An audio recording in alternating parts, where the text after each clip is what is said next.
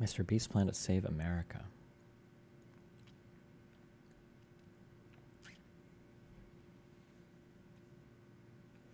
If we lower the age to run for president, I'll jump in the race. If I were president, I wouldn't care about party lines. I'd just always truly make the American people my #1 priority.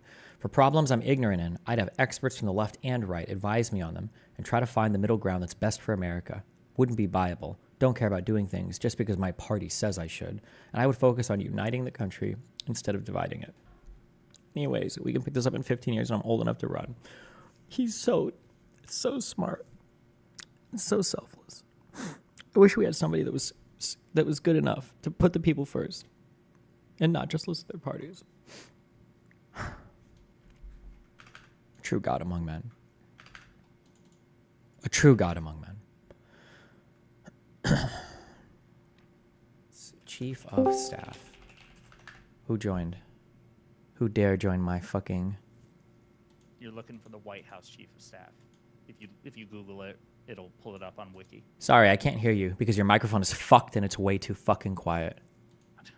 It is the White House Chief of Staff. If you Wiki that, it'll bring you the article. And he is the head of the Executive Office of the President of the United States. Oh, cute. Okay. Yes, sir. Was this made right at the founding or? Oh, no, this was formed in No, 1939. this was like back in like the 30s. Yeah. Okay. What are your opinions on the replacing Biden thing? Do you think they should? Oh, man. I have no attachment to the guy, and it seems like the evidence is mixed because there's some polls which indicate like people like Kamala Harris and others are in spitting distance of Biden's performance against Trump, and they lack all the advantages that Biden has, like the name recognition, the record, et cetera, and so forth. But there's also a real risk that the scrutiny associated with them would drag them down. I mean, Kamala Harris has never been particularly popular in the first place, and she's the only one who could get Biden's funding. So like the Biden-Harris campaign fundraising dwarfs the DNC's fundraising. And if she's not at the top of the ticket, like if Biden dips and she's not the replacement for the presidential slot, they lose all that funding. So I don't know, man. But I'm also not the optimist. Like IRI is still like, go Biden, go Biden, go Biden. I'm terrified. Terrified. I still feel like Trump has a lot of unpopularity issues with not his core constituents. Sure. And he hasn't really gained in that respect, according to the polls. I mean, some people say, oh, after the debate, Trump's been sweeping. Well, no, Trump's level of support is basically the same. It's just that Biden is losing support and not gaining the support he needs to win. Yeah. I also have I have a feeling that hopefully there are still big motivators like abortion that are working irrespective of who the candidate is.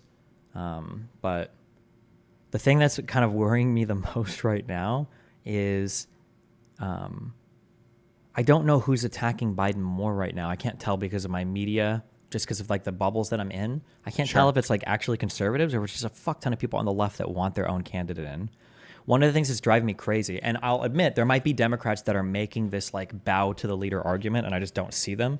But watching people like Anna Kasparian and Cenk Uygur like screeching over again, like, oh, we're not supposed to question authority. Oh, like they're screeching. And all I see when I see them say that is like, I really want my progressive candidate in. I really want my progressive candidate in. This is my moment. Is anybody actually chastising people for like considering other candidates because they think that we should have like supreme deference to Biden or? So, I mean, you do get some of that. There are some, like, I got my ass chewed out because I did one postmortem debate video, and I began by saying that Biden had a shitty performance. And then I spent the vast majority of the video criticizing Trump because I thought that that was actually more substantive. He lied. He didn't answer questions directly. I mean, you watched the debate, and I felt that it was being glossed over. But I had people in my inbox and people in my mentions saying, how dare you? I mean, we got to be loyal to Biden. It's like, no, I think it's fair to call a spade, and he had a I was shitty thinking, performance. I just meant in terms of like the media, like are there big media heads? I don't know if there's some people like on MSNBC. I think like Lawrence O'Donnell's is one where he's just calmly criticizing Democrats for the infighting. But for the most part, I mean, it's everywhere. I mean, New York Times, CNN, MSNBC, the so-called liberal media. I mean, there's a lot of like debate, public debate. The story will not end. Yeah. I will say though, it's actually a lot of the progressives, believe it or not, have Biden's back. Bernie Sanders, AOC, Ilhan Omar.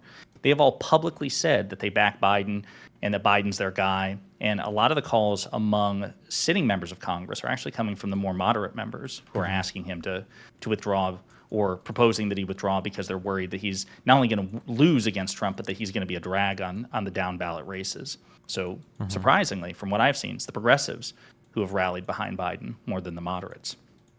How's that for a surprise? Well, I mean, the progressives have chilled a lot. I mean, I think that most of the online progressives don't even like those progressives anymore. Like, fuck no. Especially no, after a lot of the Israel stuff. Yeah. Oof. When AOC started tweeting about anti-Semitism, they were losing their fucking minds. Huh. Yeah. And Anna Kasparian, I mean, I'm not a big fan of hers anyway because she wasn't going to vote for Biden in the first place. If you actually watch the Young Turks content at all, they are more critical of the Democrats even now. 1,000,000%, bro, over the Israel-Palestine stuff. And I couldn't get Cenk to admit it. I wish I had a clip, but I'm almost positive I've watched both of them talk about how they couldn't ever bring themselves to vote for like a genocide supporter or Genocide Joe. I think I've seen Emma Vinklin call him. Like, I don't think these people were ever voting for Biden ever, yeah. But well, Anna definitely. Cenk may or may not have come out and said it, but I've seen clips where Anna said, and this was months ago, that she wasn't going to vote for Biden. I mean, she also bitches about Democrats when, in my opinion, she really has no merit to do so. So, like right now, for example, Republicans are in control of the House. So Democrats, and this is just simply the case, they do not have the power to even bring forth legislation. So she was complaining, why aren't House Democrats, why are they spending so much time dunking on Republicans in these hearings? Why aren't they bringing forth legislation that the American people want? And it's like, they don't have the number. They can't even bring it to the floor. You've covered this too, like the Senate Majority Leader in the Senate, that's the person responsible for calling forth legislation in hearings. Yeah, and actually, and no one even gives a fuck, by the way, just to be clear, right? Because I'm pretty sure that in Pelosi's Congress 2 sessions ago, I think they passed more legislation on the floor than any Congress in the history of all. But who the fuck cares? Nobody talks about that. Nobody cares because obviously the Senate wasn't hearing any of it. So yeah, I don't know. Right. Well, and also, I mean, this is the least productive iteration of Congress since Republicans took over, because even previously, like previous iterations of divided government, they were more willing to work with each other. But the Republican majority in the House, they look at any bipartisan bill as basically a win for Biden, including like keeping the government funded, right? Like keeping the lights on is seen as a victory for Biden. So it is the least productive iteration of Congress, I think, in recorded history, and certainly since the Great Depression.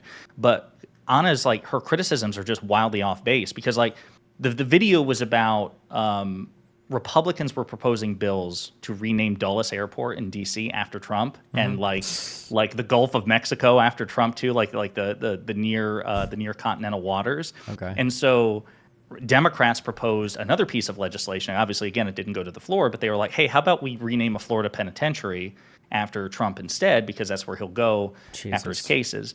And she was like, I can't believe the Democrats are making a mockery of all this. They should be actually working productively for the American people. It's like, you have no idea how government functions. And she's a political commentator, right? You would think that she would understand this shit. So I don't know, man.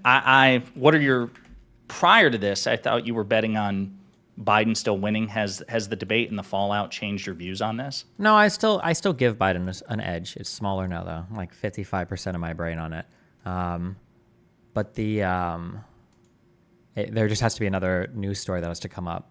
Somehow we went from other stuff. No, this whole media cycle has been so boring the past 6 months. I feel like it's been little bits of Ukraine. The majority has been Israel-Palestine, and then whatever random like domestic thing comes up for like 2 days. Yeah. So about the economy. Obviously, I've just lost all hope for Americans having any. I think that how good the economy is doing is just a function of who's in office and what media you listen to. I think it's about that. Oh no, 100%. I mean, because there's an economist by the name of Paul Krugman. He's talked about this, and he's not the only one. But like, there is a partisanship associated with like perceptions of the economy, and Democrats do it too. I'm not going to say it's they do it too, but the YouGov. But it is worse conservatives are wow. It's hilarious how different that economy looks as soon as there's a conservative in office. It's fucking hilarious. So do you bet, assuming that things trend exactly the way they have been, that if Trump wins the election like 20 days after he's inaugurated, those same, conservatives bitching about the economy, if nothing else changes, it's just the trends going as they are, will suddenly say that Trump has pulled us from the precipice of an economic disaster and am I making this up? I thought I saw a conservative, or maybe it was Trump himself, saying that the reason why the economy was starting to recover under Biden is because companies were assuming that Trump was going to win the next election. Yeah. Did Trump say Yeah. that, or was there a comment? did. Yeah. Okay. Yeah. No, so both. So you had Larry Kudlow, who was an ex financial advisor in the Trump administration. He's now a Fox News host. He was also trying to give credence to this, but I think it was a couple of months ago after the stock market. It was either the S&P 500 or the Nasdaq or the Dow. One of them like blew up, like it was an unprecedented end of day closing or whatever. And Trump was all over social media. He's like, the stock market is doing well because they know that I'll be elected in November. And you had some people on Fox News kind of suggesting the same thing. It's stupid. You also have him trying to take credit for the jobs too. Like he's like, this is all the bounce back effect. But I mean, even if you control for COVID, Steve Ratner and a bunch of other economists and financial advisors and analysts have like covered this. Like even if you control for COVID job loss under Trump and COVID job recovery under Biden, the average number of jobs created under Biden per month is like 280,000 compared to like 180,000 under Trump. So Biden's record is still better. But yeah, to your point, I mean, I don't know.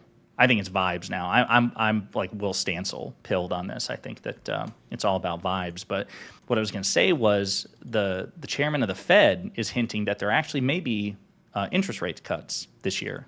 Like they hinted at it last year, and then they kind of took it off the table. And No, I don't think so. But we'll see. you don't think so? The problem is that the cumulative inflation has been so high that even if the rates have fallen, remember when we talk about inflation, it's just a rate of change, right?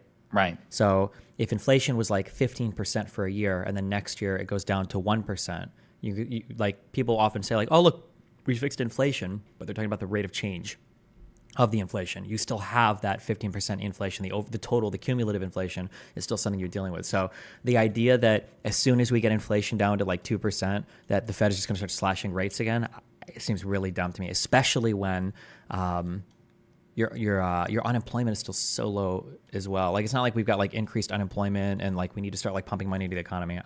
I would hope that they would keep rates high.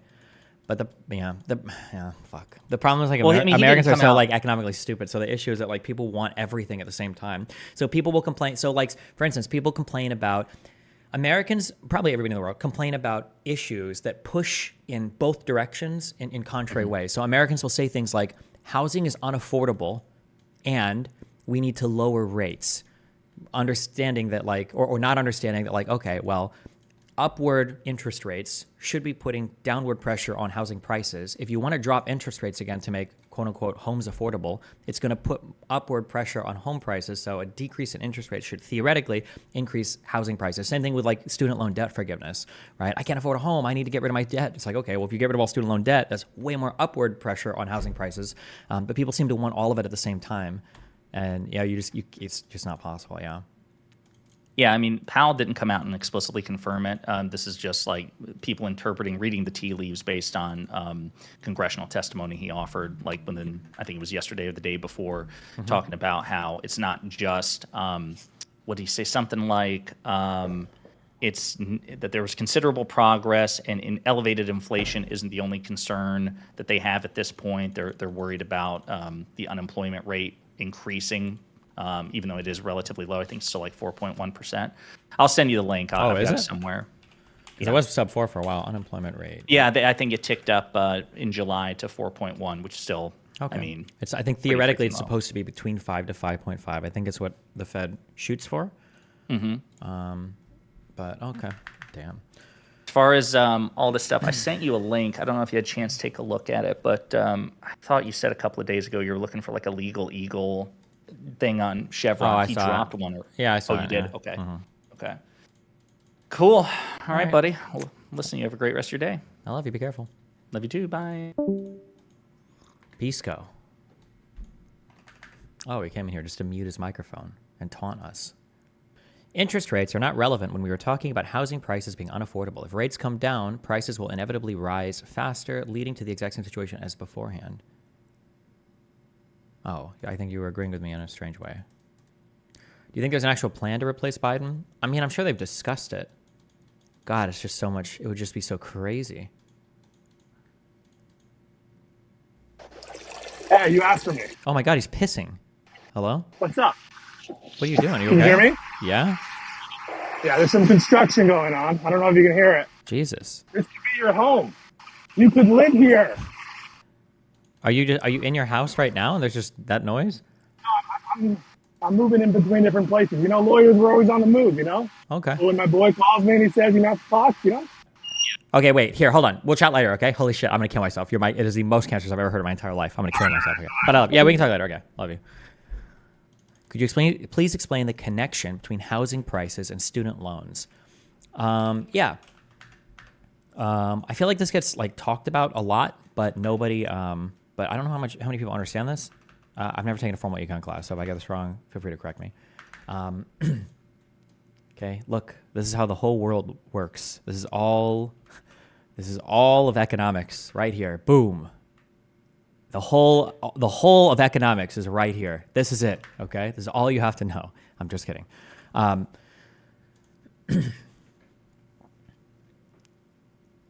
don't know how they normally label one. Actually, I don't think it matters so much. But this curve right here, or I'm sorry, this axis, this line segment, it's like the quantity of goods produced. It's been too long since I've drawn a graph. Holy shit. Okay. When the cost of a particular good is very high, the quantity of a good demanded is very low, right? So let's imagine that we walk into a store and Coca-Cola is being sold here at $5 million a can, right? So if we do this, then we would never want to buy, like only one guy's ever going to buy that Coke can, right? The price right here is very high, okay? And then the quantity demanded is very low, okay? Some people might label these differently and draw it, but it's the same concept, okay? Down here, let's say that you're a supplier, okay? If the price of a particular thing is very low, you're not going to want to make very many of those things, or maybe none of it, right? In real life, by the way, these lines are not perfectly equal, but so down here, when you supply a given thing, if the price is very low for that good or service, you're not going to want to supply very much of it, right? And then if you go to the other end here, right? Let's say that the price of a thing is very high, right? Well, you want to make lots of those things, assuming there's profit on that shit. Blah blah. We're going okay, and then along this axis here, right? If the cost of a thing is very low, then as a consumer, you'd want to buy a ton of it, right? Okay, so talking through both of these real quick. Okay, so the quantity supplied by a producer down here moves up along this axis as the price increases, okay? You're telling me you're going to, Coke sells for $1 a can. I'm not making any of it. Fuck that, all right? But then you come up here and you're telling me I can sell $1 billion for one Coke can. I'm making so many of these cans, okay? So you're going to supply more and more of a thing depending on the price. But a consumer, right, the demand for that, demand is always spoken about, or should be spoken about, I believe. Or no, I can't make any strong sense. I sound fucking retarded. Demand, oftentimes, at least in theoretical models, is spoken about demand at a given price, because demand will change responsive to prices depending on elasticity. That doesn't matter right now, okay? So let's say that $1 billion Coke can is up here, right? It costs $1 billion. You're not going to want to buy any of them. Then you go all the way down here, and the Coke can is 1 cent. You're going to want to buy a ton of them, okay? Somewhere there is a quantity demanded that consumers have at a given price that matches. There's going to be some intersection here with the quantity produced by a given supplier, right? At that point here, right, you call this market equilibrium. This is the point at which the market settles. If suppliers were to create more than this, if the number were to increase, then that would mean that the price would have to go down because consumers aren't going to buy more, right? If they were, let's say that the supplier wants to make, there are ways to draw like all sorts of cute little things. If the supplier is making a ton of things down over here, right? Like the cost is high, or the cost is the same, but they're making more of a given thing. Consumers aren't going to buy that much because consumers don't have the money or the desire, or whatever. They're not gonna buy over here, right? I feel like I didn't explain this very well. I think that makes sense, right? Did this make sense? Sure, no, yes, no. Okay, good enough. Okay. All right. there are different things that you can do when in order to change where these particular lines go. Okay, so okay, let's see if we can do this. For instance, let's say that we want to sell electric vehicles. Okay, but let's say that a consumer. Let's say that. Okay, so hold on, wait. Let's erase parts of this. I think realistically, I think your supply is probably going to look for your producers. They're not perfect lines, right? How do they draw these in textbooks? They must have like modified lines, because I imagine in the real world, what a supply line is going to look like is you're not going to want to produce anything at a given price, and then once that price reaches a certain point, then you're going to want to start to produce. But maybe that's like up here, right? And then the line goes like this, right? But let's say that you're like your consumer demand is never going to want to purchase anything like up here, right? So at a certain dollar amount, producers will produce a given thing, but that dollar amount is too high. So your consumption, you don't hit like a market equilibrium, meaning maybe some consumers will buy it, but like most people don't. So what you want to do is you want to make it easier to produce a given thing. So you can provide like a subsidy. And what the subsidy does is the subsidy brings down the cost. It would shift down this whole producer thing, right? So we could bring, so rather than having like, I think like this type of thing, we can have like this type of thing, right? Because we've shifted the whole line down because we're providing a subsidy, which is moving this line down because we made it cheaper to manufacture a given thing, I think. Okay. Or on the flip side, instead of providing a subsidy to the manufacturer, we could shift the demand line up, right? And we could say that we're going to give a tax credit to somebody that purchases a particular thing, and that would cause this whole line to move up a bit, right? Well, before, a consumer would buy an electric car if it was $100, but not if it was $1,000. But if I tell a consumer, okay, well, hey, what if I give you a $900 tax credit if you buy it? Well, okay, it's $1,000. I'm only willing to spend $100, but if I get a $900 tax credit, yeah, I'll buy it now, right? So you're shifting the you're moving the line up, right? Okay, I think I could have explained this a lot more succinctly. It makes sense, I promise. All this to say that if we look at housing.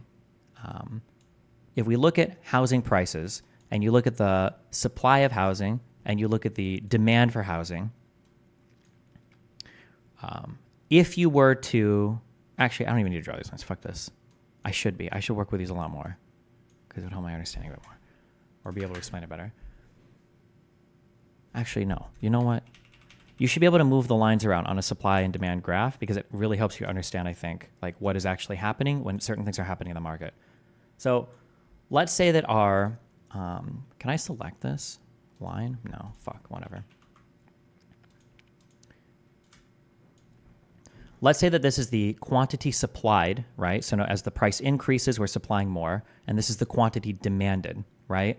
So the problem with forgiving student loan debt is that if we forgive student loan debt, what we're doing is we're increasing the money available to these people. So look at what happens, okay? This line is going to go straight up, all right? But when this line goes up, okay, it's going up, up, up, up, up. Look at what's happening to the equilibrium point, right? As the line goes up, because these people now have more money, right? You've got the more money. As more money is happening, the market equilibrium is hitting a different spot because consumers are willing to pay more because they have more money available to them. However, in the housing markets, the supply is relatively fixed, meaning consumers cannot produce the same amount of a good or service in response to a demand to hit this equilibrium point. So if they can't do that, then what happens is the demand for the existing stock, the existing supply increases. The supply remains fixed, so the cost increases. So the new market equilibrium is just a higher cost for the same number of goods and services. Does that make sense? Did that make sense? I feel like I kind of sort of explained that. So like I imagine if you were to draw like a supply, if you were to draw a supply thing for homes, it would probably look something like how would we draw this? So the number is always going to be somewhat fixed. So the issue is that if consumers have this amount of money, your ability to make more houses, like let's say that this is our equilibrium point, right? As you increase the money supply available, at some point, I don't even know where the equilibrium is right now. I should have drawn this a little differently, right? As the money increases here and the ability to make more of a supply here, like, is capped, right, artificially, because you can only build so much. The only thing that happens is prices steeply climb, and that's it. And they climb very steeply. They're more steeply than if it was than if they were able to keep up with the new demand. Fuck. Does that make sense? Okay. The technical term is short-run supply curve versus long-run supply curve. Okay. Whatever. Anyways, all this to say, if there were 1,000 houses available and a bunch of people are complaining that they can't afford those 1,000 houses, if you give all of those people more money in the form of student loan debt forgiveness and they go look at those 1,000 houses again, well, now the people selling the homes are looking at people with a lot more money who are willing to spend more money. So the price of those homes is going to increase. And now the people that have more money are complaining because, wait, what the fuck? Why are the prices going up? Well, it's because you guys all have more money now, so you're willing to pay more for them, right? The equilibrium point is increasing. There you go. Ugh, okay. Maybe you should review the episode of DuckTales dealing with the negative consequences of inflation. Is that a real episode of DuckTales? Testing. There are good arguments for cutting rates. For example, most current inflation is caused by housing prices, and in order to build, you rely on high debt through instruments like mortgages. Hence, high rates reduce housing supply, leading to increased inflation. Potentially, yeah. There is cutting rates can have pressure in both ways as well. So, for instance, if mortgage rates decrease, then the demand, because remember, the quantity demanded will increase as the cost decreases. Right? Like, let's say that I go to the store and I want to spend $5 on Coke. Let's say a Coke is $5. Let's say the next day Coke is $2.50. Well, fuck it. I'm going to buy 2 Cokes. The quantity demanded at a given price, the quantity demanded changes as the price changes, assuming there's some elasticity in the good. We're not talking about inelastic goods. Permaban, anybody that brings up inelastic goods. Okay. So for homes, if the interest rate goes down, then that means that more people should theoretically want to buy them because the money is cheaper. However, there's a countervailing force here as well. As interest rates go down, more people want to buy homes. Wait, was it just the construction argument? But more people are also building homes as well? And then as interest rates go up, people should theoretically want to buy fewer homes. Oh, but there's that too. If interest rates go up, for instance, so let's say interest rates go up, that would bring prices, because interest rates are going up, the cost of housing would go up, the demand would go down, but as demand falls, the price will also fall. There's countervailing forces in this too. Sorry, interest rates are also complicated, or housing is complicated because there's a lot of weird market forces at play. Because you have somewhat inelastic demand, everybody needs a place to live. They don't necessarily need a mortgage though, so there's substitution effects to where you could rent a house or you could rent an apartment instead of buying a house. So you've got a type of inelastic demand for a class of goods for housing, but there's elasticity within within that class because you could get an apartment, you could get a house, or you could rent a house, and then you've got interest rates, so people are borrowing money, so that that factors in as well. And then you've got a fixed supply of housing to some extent because you can't build infinite houses because the land is limited. Fuck houses, okay? I don't remember what the point of all this was. Oh, yeah. More money to students means housing prices, all else equal, will probably increase. That was the point. There you go. We answered that question. It only took us 30 minutes.